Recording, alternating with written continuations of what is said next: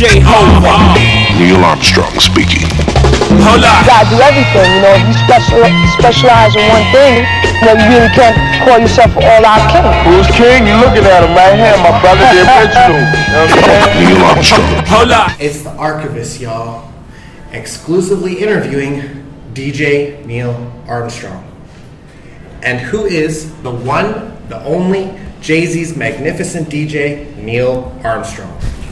Well, actually, I'm not currently with Jay. I'm not doing the gig right now.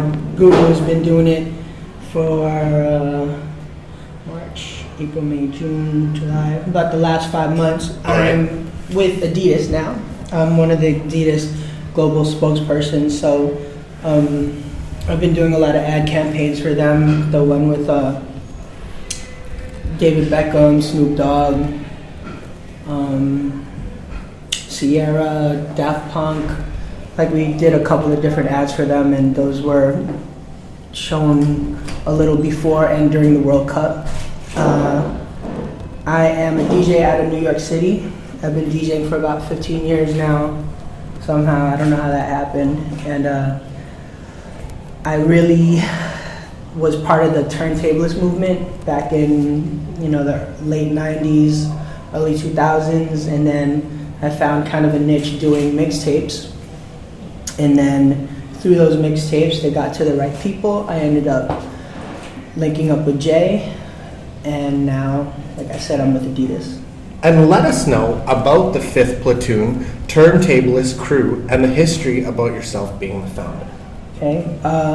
Well, back in 1997, wow, that was a long time ago.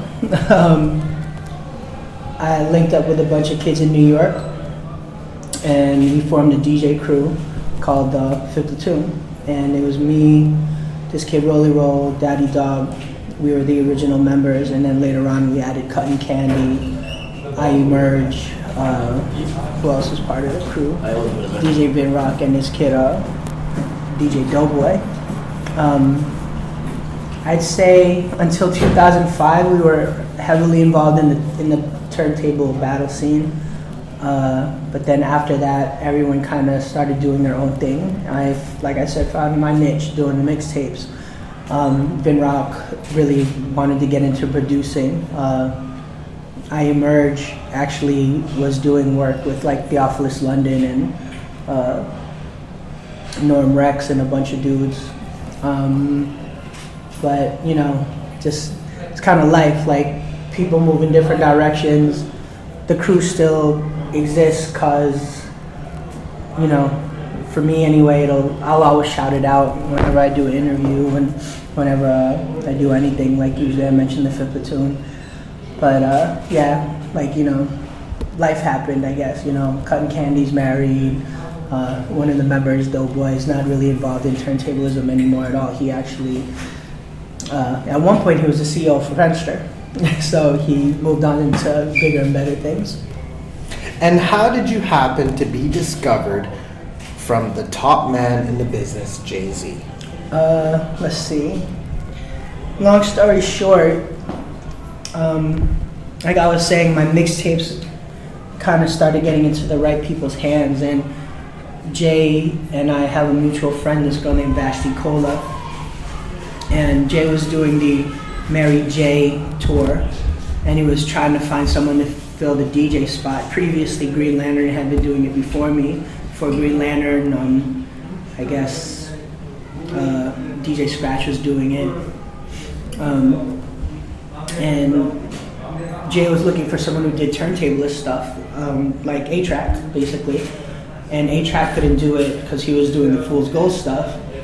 And my name was just, I guess, on that list of people who did turntablist stuff but were, still involved in the scene heavy. And Vashti was like, oh, you should, work with Neil. And I had already done stuff with bands. I was in a jazz band in maybe 2002, 2003.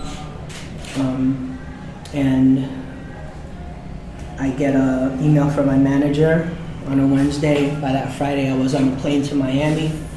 And a couple of days later, I was on stage in front of 10,000 people. And how does it feel to be the highest strata of DJ in existence today and making a legendary, indelible mark in the mixtape culture? I mean, I wouldn't say I'm in the highest strata of DJs. I think, you know, there's definitely DJs who reach a lot more people, who play in front of, you know, Flatbush Slim is a DJ in some sense, and he played in front of 1 million people on a beach in Brazil, right? So, I think I'm not at the lowest point, but I really think there's a lot more for me to still do. How does it feel, was I guess your question? Like, Yes. I actually had no idea of what my plan was in this life. You know, I think just like a lot of people, I had a normal job, I went to college, I went to school. I wasn't unhappy, but obviously I found like the crazy niche. I found my groove where, I mean, I've DJed for Obama. I'm the first representative on the ones and twos who has gotten to partake in an event of that magnitude. You know, I helped celebrate the inauguration of the 44th U.S. president. You know, and that's it. There's not going to be anyone else. Like, I got that. That's my spot. And you know, if I had my normal job, if I kept doing this stuff that I did before, there's no way I would have been able to do that. So yeah, I feel extremely blessed, but you know, I'm always hoping for more.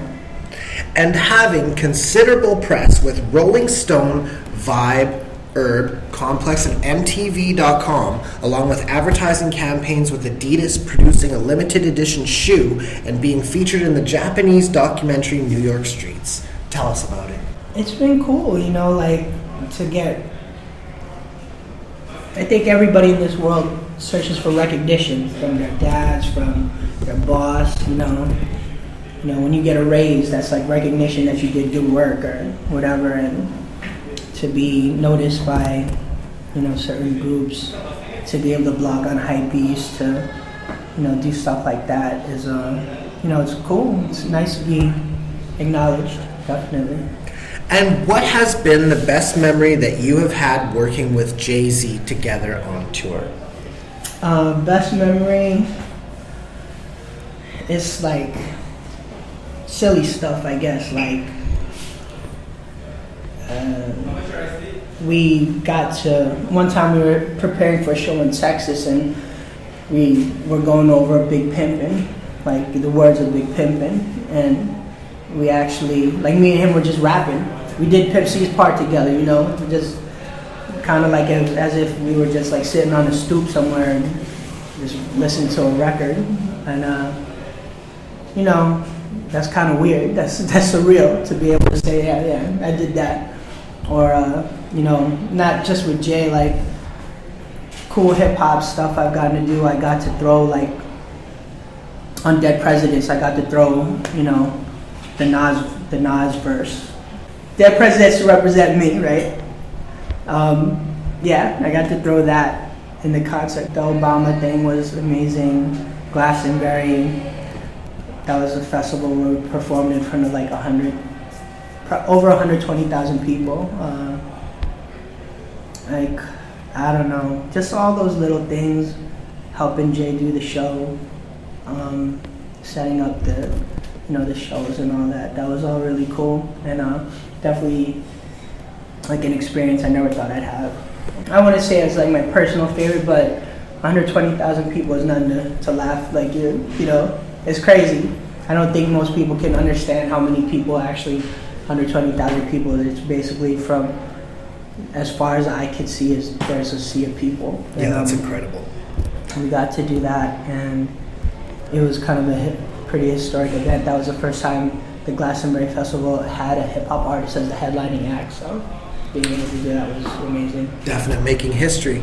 And rocking shows with The Roots, Kanye West, Busta Rhymes, Wyclef Jean, LL Cool J, to name a few. How was this for you, and what was your very best? Like, mostly with those guys, it was like, you know, kind of alongside them. Like, I've, even early when I was doing the turntable stuff, like we did some stuff where like LL Cool J announced us, and Biz Markie actually came on stage with us once, and I've opened up for The Roots at a concert and things like that. There's a part of it that was great, like just as a fan. There's another part of it that like it was work, so I was working a lot. But yeah, as far as like my enjoyment level of it and would I trade any of those experiences? No, you know, they were great. I wouldn't want to change a thing.